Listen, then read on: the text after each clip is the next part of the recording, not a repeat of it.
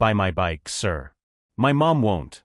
The trembling voice of the 7-year-old girl cut through the deafening roar of the Harley-Davidsons like a knife through silence.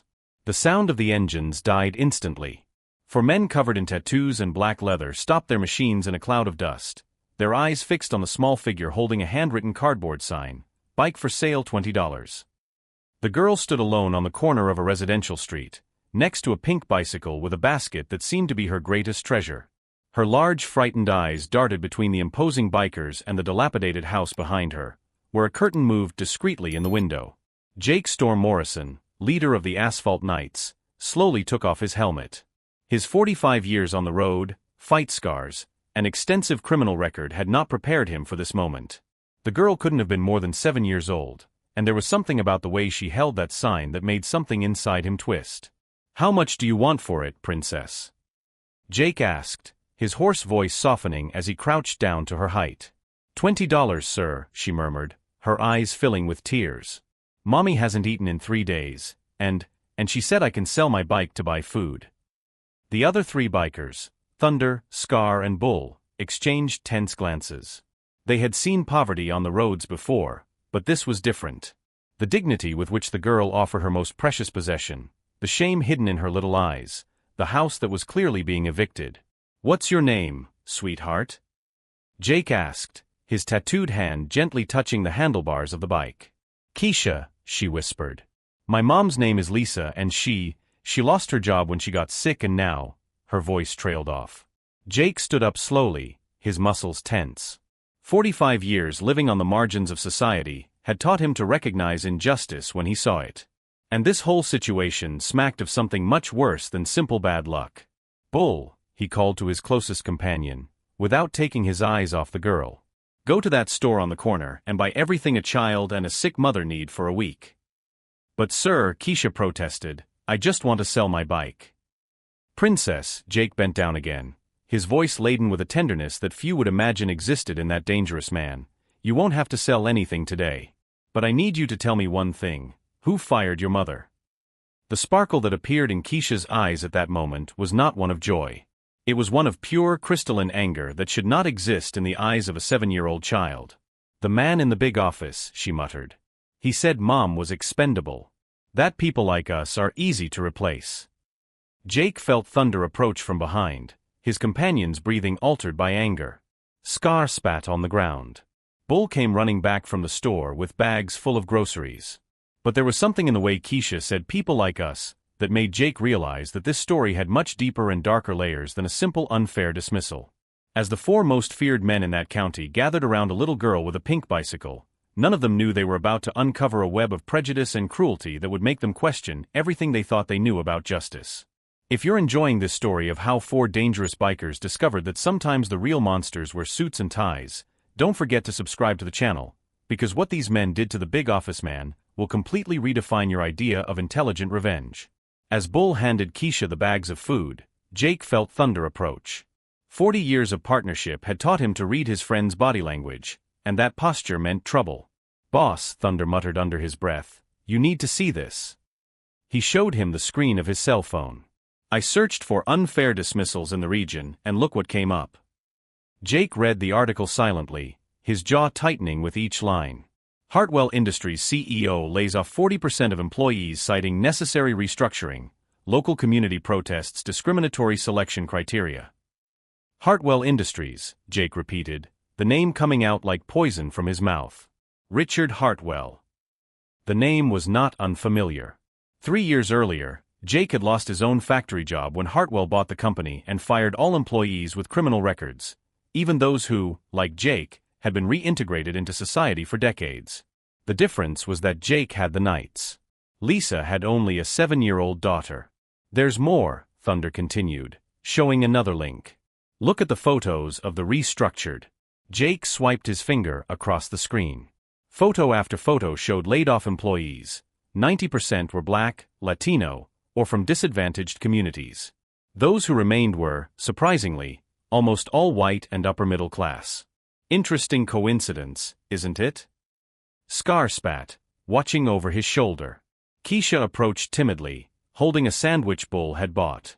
"Mr. Jake," she said with her mouth full, can I tell you something about the bad man? Jake bent down to her level again. Sure, princess. Go ahead. When he fired my mom, she cried in front of him. Do you know what he said? Keisha's little eyes filled with anger that broke Jake's heart. He said people like us should be grateful for the opportunity we had, and that there would always be someone more suitable to do Mom's job. More suitable, Jake repeated slowly. Mom worked there for 8 years, Keisha continued. She never missed a day, never came in late. Even when she had a fever, she went to work.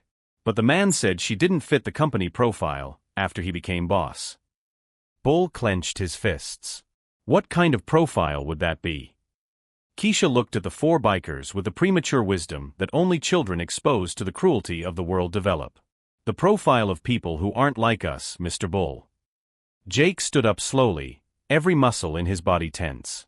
In his 45 years of life, growing up in orphanages, surviving on the streets, building a brotherhood with men rejected by society, he had faced violence, prison, discrimination, and contempt.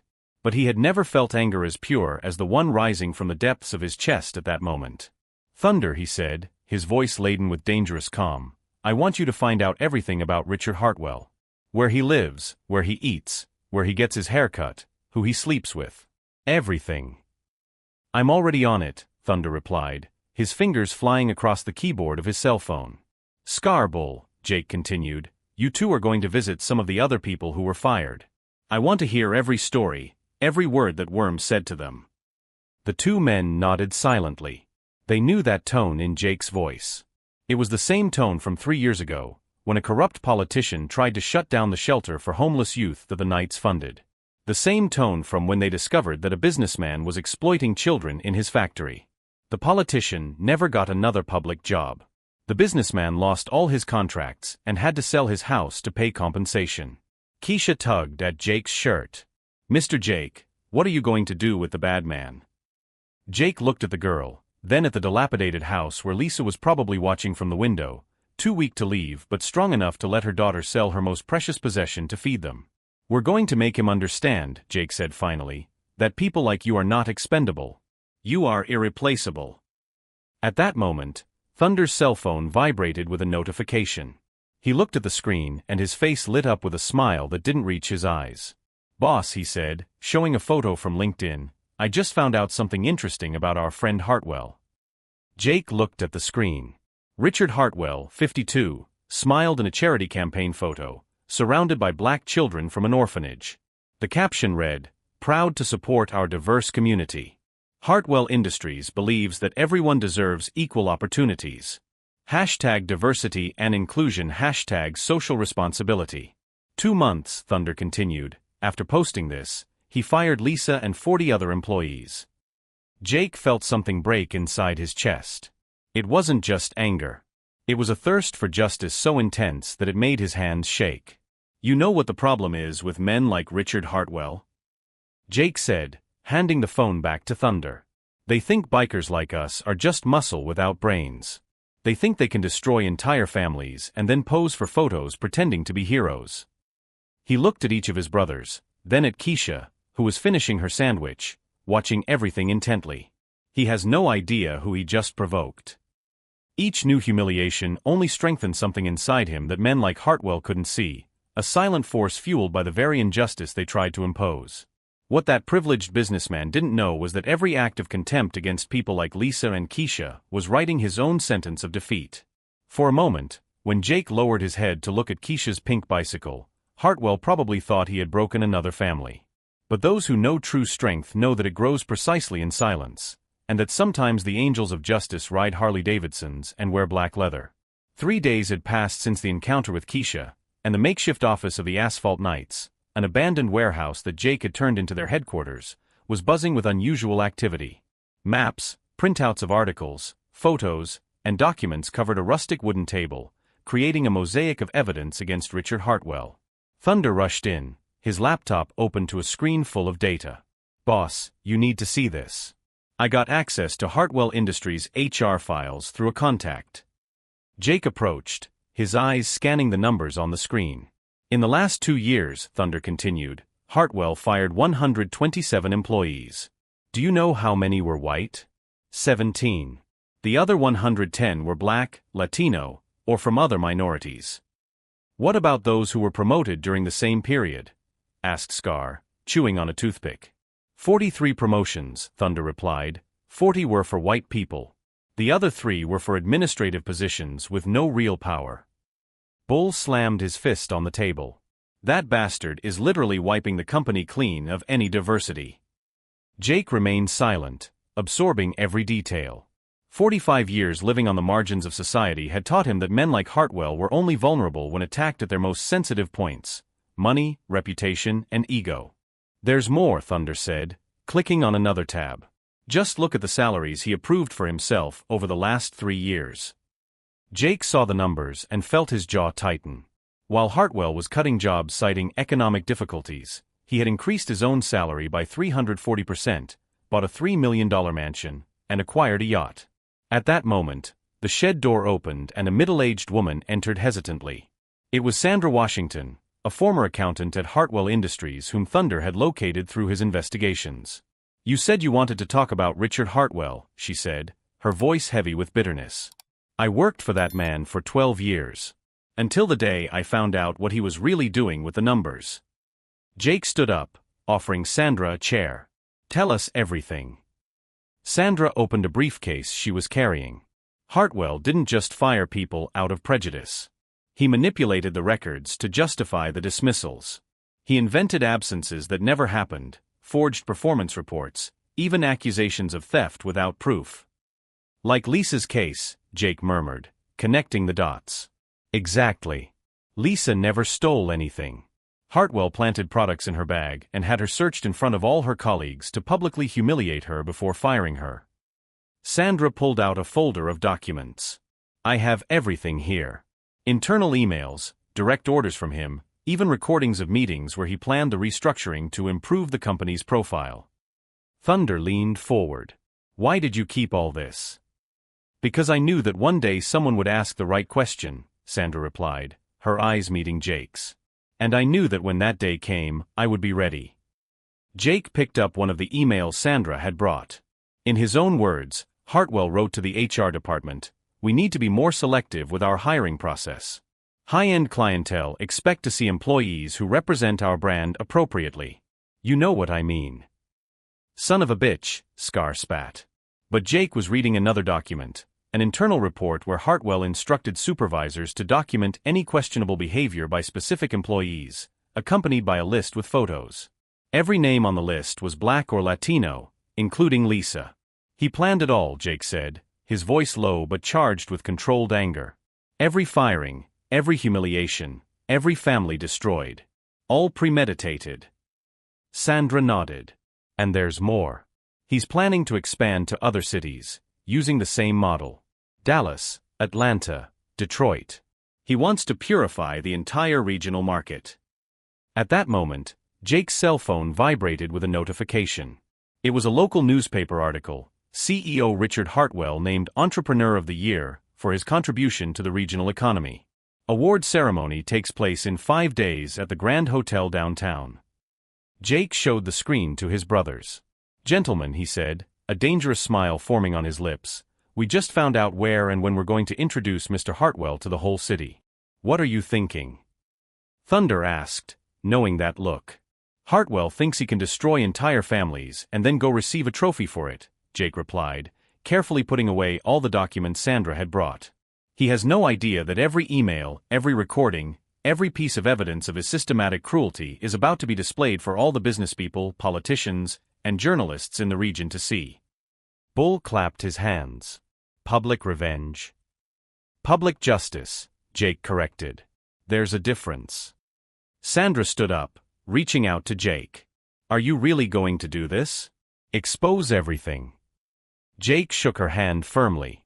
"Sandra, in 5 days, Richard Hartwell's name will be associated with one thing: the truth about who he really is." As Sandra left the shed, Jake turned to his brothers. "Thunder, I want you to prepare a presentation with all this evidence. Video, audio, documents, everything. Scar, you're going to find out exactly how security works at that hotel. Bull, we're going to need some people infiltrated among the waiters and event staff. "What about you, boss?" Thunder asked. Jake looked at the photo of Richard Hartwell smiling on the cover of the local business magazine. "I'm going to have a very enlightening conversation with our Businessman of the Year before he takes the stage to receive that award." That night, as Jake reviewed every document, every recording, every piece of evidence of Hartwell's systematic discrimination, he thought of Keisha holding the bike for sale sign. He thought of Lisa, too weak to leave the house after being publicly humiliated. He thought of the other 110 families destroyed by prejudice disguised as corporate restructuring. Jake had grown up knowing men who used violence to solve problems. But over the years, he had discovered something far more powerful than fists. Truth exposed at the right time and place could destroy a reputation more completely than any bar fight. The plan was taking shape, piece by piece, like a complex puzzle where each piece of evidence fit perfectly into the next. Thunder worked on the technical evidence, Sandra provided the legal documentation, and Jake orchestrated the perfect moment for Richard Hartwell's mask to fall before the city's entire business elite. As he organized the final details, Jake smiled for the first time in days. Hartwell had spent years thinking he was untouchable, protected by money, connections, and privilege. What he didn't know was that 4 men whom society considered marginal had just become the architects of his downfall. On the table in front of him, among compromising recordings and incriminating emails, was the invitation to the award ceremony that Thunder had obtained. Jake held it up to the light, noting the elegant paper and gold lettering announcing the honor for Businessman of the Year. For a moment, when he imagined Hartwell taking the stage to receive the trophy in 5 days, all the corrupt businessmen in the region would probably think they were witnessing yet another celebration of success based on exploitation and prejudice. But those who know the true power of justice know that it grows precisely in silence, and that sometimes the angels of vengeance wear leather jackets and carry evidence instead of guns. The night of the ceremony arrived with all the pomp and circumstance Richard Hartwell had expected. The Grand Hotel downtown sparkled like a jewel in the city center, its golden lights reflecting off the luxury cars arriving in single file. Important businessmen, politicians, and journalists mingled in the elegant lobby, all there to celebrate the Businessman of the Year. Hartwell adjusted his Italian silk tie in the VIP bathroom mirror, his confident smile reflecting the arrogance of someone who believes he is untouchable. 12 years building this empire, he murmured to himself, and finally the recognition I deserve. What he didn't know was that Jake was exactly 20 meters away, wearing a borrowed tuxedo and using a fake identity as a human resources consultant. Thunder had hacked into the guest system 3 days earlier, creating perfect credentials for all 4 bikers. "Alpha position," Jake muttered into the nearly invisible microphone in his collar. "Thunder, are you in control of the presentation?" "Affirmative, boss," came the reply in the tiny electronic in his ear. "All audio-visual equipment for the event is under our control. Scar and Bull are positioned among the waiters. Sandra is in the front row with all the documentation." Jake watched Hartwell greet important personalities, his loud, forced laughter echoing through the hall. In a few minutes, that man would discover that he had completely underestimated the people he considers expendable. The master of ceremonies took the stage. "Ladies and gentlemen, it is with great honor that we present the Entrepreneur of the Year, Richard Hartwell." Applause filled the hall as Hartwell walked toward the stage, waving like a politician on the campaign trail. Jake positioned himself strategically near the side staircase as Thunder began the sequence that would replace the official presentation with the evidence they had collected. Thank you, Hartwell began, his voice projected through the speakers. "It is an honor to receive this recognition for my dedication to building a company that serves our community with excellence and ethical values." At that exact moment, the lights went out. Murmurs of confusion rippled through the hall until a new image appeared on the giant screen behind Hartwell, his own corporate photo accompanied by the words "The truth about Richard Hartwell." "What's going on?" Hartwell turned, confused, trying to understand why his corporate presentation had been replaced by that threatening screen. Thunder's digitally modified voice echoed through the speakers. "Ladies and gentlemen, before we celebrate this man, you need to know the truth about how he really treats his community." The screen began displaying the internal email Sandra had provided. Email after email appeared in letters large enough for the entire room to read. "We need to be more selective with our hiring process. High-end clientele expect to see employees who represent our brand appropriately. You know what I mean." A shocked murmur ran through the audience. Journalists began pulling out cell phones and cameras. Hartwell tried to approach the microphone, but Jake had cut off access to the controls. "Turn that off." Hartwell yelled at the technicians, but they too were paralyzed, watching the revelations unfold. The next slide showed the list of photos of the employees Hartwell had marked for dismissal, all black, Latino, or from other minorities. The voice continued, 127 layoffs in 2 years. Only 17 white employees were laid off. The other 110 were all from ethnic minorities. "That's a lie," Hartwell yelled, sweating profusely. "Someone hacked the system. These are fake documents." But the screen now displayed audio recordings of meetings where he instructed supervisors on how to document questionable behavior only from specific employees. His own voice echoed through the hall. "You understand what I want. Our company needs to maintain a standard. We can't let our image be compromised by employees who don't fit our corporate profile." Jake approached the side of the stage, finally revealing himself. "Mr. Hartwell," he said, his voice carrying through the natural acoustics of the hall, "do you remember Lisa Rodriguez? The woman you publicly humiliated before firing her, falsely accusing her of theft?" Hartwell stared at him, his eyes widening as he recognized one of the bikers he had seen in the company's security reports. Who are you?" "I'm someone you consider expendable," Jake replied, calmly climbing the steps to the stage. "Just like Lisa. Just like her daughter, Keisha, who had to try to sell a pink bicycle to get food." The big screen now showed photos of Keisha with the bike for sale sign and Lisa in her dilapidated home. The audience was completely silent, absorbing each revelation. "Do you want to know the kind of man you're honoring?" Jake continued, his voice firm and clear. "A man who systematically fired employees because of their ethnicity, forged evidence against them, and then came here to receive an award for serving the community." Sandra stood up in the front row, holding up a folder full of documents. "I have here 12 years of documented evidence of systematic discrimination at Mr. Hartwell's company. Emails, recordings, forged reports, all authenticated and ready to be handed over to the federal prosecutor's office." Hartwell staggered, leaning on the podium. His face had lost all color. "You can't do this to me. I'm a pillar of this community. I donate to charities." "Oh yes," Jake smiled coldly, "your famous donations." The screen then displayed a comparison, the amounts Hartwell had donated to NGOs, mainly for events with photographers, versus the money he had saved by firing Black and Latino employees to hire replacements at lower wages.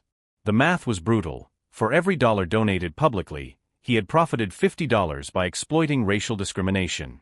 Thunder reappeared on the sound system. "The public prosecutor's office has already been notified. The State Department of Civil Rights has launched a formal investigation. And all families affected by your discriminatory practices are being contacted by civil rights attorneys." Hartwell tried to run, but Bull and Scar had strategically positioned themselves at the exits. Not to physically prevent his escape, but to ensure that every step of his humiliation was documented by the cameras of the journalists present. 12 years, Jake said, approaching Hartwell. "You spent 12 years thinking that people like Lisa, like Keisha, like me were invisible. Disposable. You thought you could destroy entire families and there would never be any consequences." The city mayor rose from the audience, visibly disturbed. "Mr. Hartwell, in light of these revelations, I feel compelled to revoke this award and initiate a review of all municipal contracts with your company." One after another, business leaders and politicians in attendance began to publicly distance themselves from Hartwell. His own business partners whispered among themselves, clearly calculating how to disassociate themselves from him as quickly as possible. Jake turned to the audience, his dignified posture contrasting with Hartwell's pathetic desperation. "Ladies and gentlemen, justice is not about revenge. It's about truth. It's about ensuring that men like this can no longer hide their cruelty behind fake smiles and calculated donations." As security guards finally escorted Hartwell out of the hall, not to protect him, but to prevent his presence from continuing to embarrass the event, Jake calmly stepped down from the stage. Sandra approached, offering him a business card. "Civil rights lawyers are already filing class action lawsuits," she said. "Every affected family will receive full compensation. And the evidence is too solid for any negotiation."